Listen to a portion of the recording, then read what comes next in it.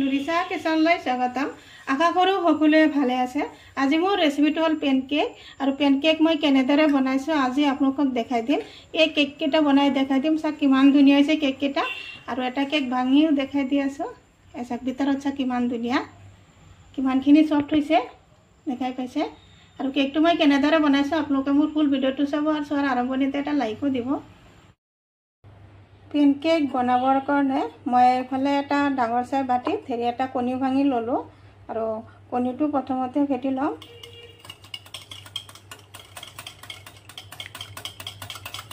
ধুনীয়াকৈ ফেটি ল'ম কণীটো। এয়া কণীটো ফেটি ল'লোঁ, একেবাৰে ক্ৰীমৰ নিচিনা বনোৱা নাই, অনলি কণীখিনি ফেটি ল'লোঁ। আৰু এতিয়া কণীত দি আছোঁ চেনি। এই চামুচেৰে মই 3 চামুচ চেনি দিম। প্ৰথমতে 2 চামুচমান দিলোঁ, আৰু মিঠাটো যোনে যিমান খায় সিমান মিঠা অনুসৰি দিব। আৰু এনেদৰে চেনিখিনি এনেদৰে ফেটি অলপ গলাই লওঁ। আৰু আপোনালোকে পাৰিলে পাউডাৰ চেনি দিলে আৰু বেছি ভাল হয়, জলদি গলি যায়।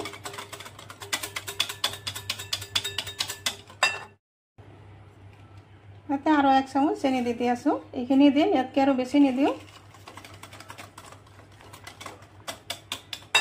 চেনিখিনি ভালদৰে কণীৰ লগত ধুনীয়াকৈ ফেটি ল'লোঁ, এয়া দেখা পাইছে। আৰু এতিয়া দি দিম ৰিফাইন তেল। তাতে 3 চামুচ চেনি দিছে, আৰু 3 চামুচ ৰিফাইন তেল দি দিম।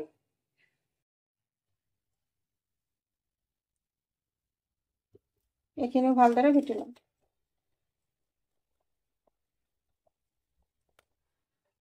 তাতে দি আছোঁ এয়া অলপখিনি নিমখ। নিমখটো পাৰিলে স্কিপো কৰিব পাৰে। আৰু ইয়াতে দি দিলোঁ আধা চামুচ বেকিং পাউডাৰ। এইখিনিও মিক্স কৰি দিলে লগত। আৰু এইফালে 1 কাপ ফেৰি লৈছোঁ আটা। ইয়াতে পাৰিলে ময়দাও ল'ব পাৰে, অলপ অলপকৈ দি। আৰু এতিয়া কেকৰ ডোটো বনাই লওঁ। গুটিখিনি একেবাৰে নিদিওঁ।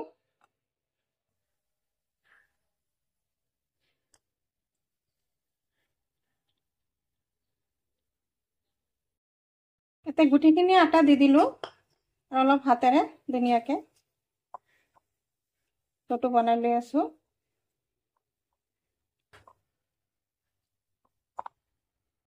চাওক ডোটো এনেকুৱা টাইপৰকৈ বনাইছোঁ, দেখা পাইছে। আৰু এই ডোটো এতিয়া 5 মিনিটৰ কাৰণে ৰেষ্টত ৰাখি দিলোঁ। আহিলোঁ 5 মিনিট পিছত। দেখা পাইছে ডোটো ধুনীয়াকৈ ছেট হৈছে। আৰু হাতত অলপ তেল লগাই ল'লোঁ।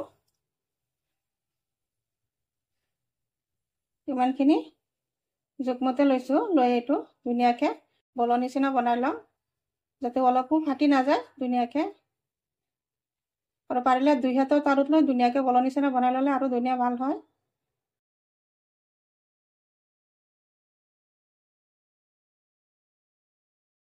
দেখিছে, এইটো প্লেটটোত ৰাখি দিলোঁ। ঠিক তেনেদৰে আৰু অলপ ল'লোঁ।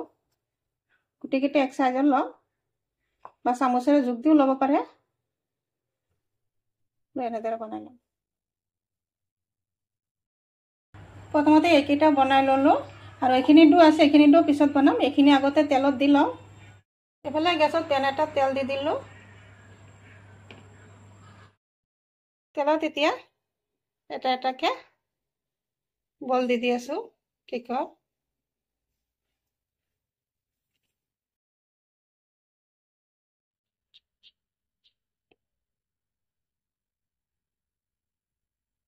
অলপ পাতল পাতলকৈ দি আছোঁ, যিহেতু এইখিনি ফুলিব। তেলত এতিয়া এটা এটাকৈ বল দি আছোঁ কেকৰ।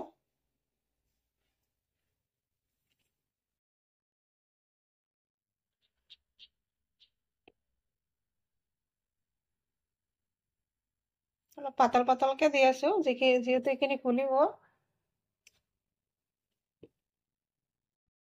এতিয়া 7টামান দি দিলোঁ। এয়া দেখা পাইছে লাহে লাহে ডাঙৰ হ'ব ধৰিছে। আৰু গেছৰ জুইটো মই একেবাৰে কম জুইত ৰাখিছোঁ। আৰু কেককেইটা অলপ সাৱধানে উলটাই দি আছোঁ। দেখা পাইছে কেককেইটা ডাঙৰ হ'ব ধৰিছে। আৰু দেখাই পাইছে মই কিন্তু গেছৰ জুইটো একেবাৰে কম জুইত ৰাখিছোঁ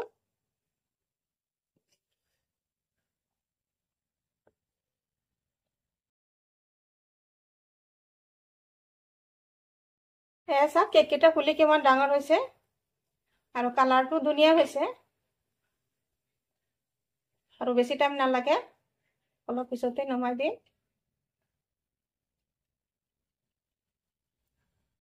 পেনকেক কেইটা বজা হৈ গ'ল এয়া চাওক এইটো সাইডতো চাওক কালাৰ কিমান ধুনীয়া হৈছে দেখা পাইছে আৰু এতিয়া কেকটো হৈ গ'ল বুজা পাইছে কেক কেইটা আৰু এতিয়া উঠাই লৈ আছো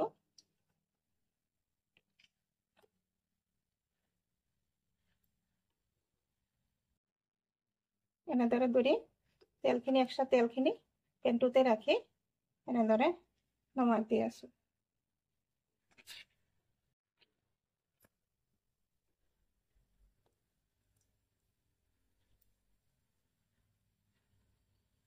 একেই প্ৰসেছত বাকি কেক কেইটা ভাজি লম ভাজি আকৌ আহিম গুটিকেইটা পেনকেক বজা হৈ গ'ল ইয়াত দেখা পাইছে পেনকেক কেইটা কিমান ধুনীয়া হৈছে চাইছে আৰু কেইটামান অলপ সৰুকে বনাইছো দেখা পাইছে এইকেইটাও চাওক কিমান ধুনীয়া হৈছে নিশ্চয় মোৰ ভিডিঅ'টো ভাল লাগিছে যদি ভাল লাগে লাইক শ্বেয়াৰ কমেন্ট কৰিব প্লিজ এটা সাবস্ক্ৰাইব কৰি কাষত থকা বেল আইকনটো প্ৰেছ কৰিব আজি মোৰ ৰেচিপি এইখিনি আকৌ আশা আছে কাইলৈ আৰু এটা নতুন ভিডিঅ' লৈ আহিম থেংক ইউ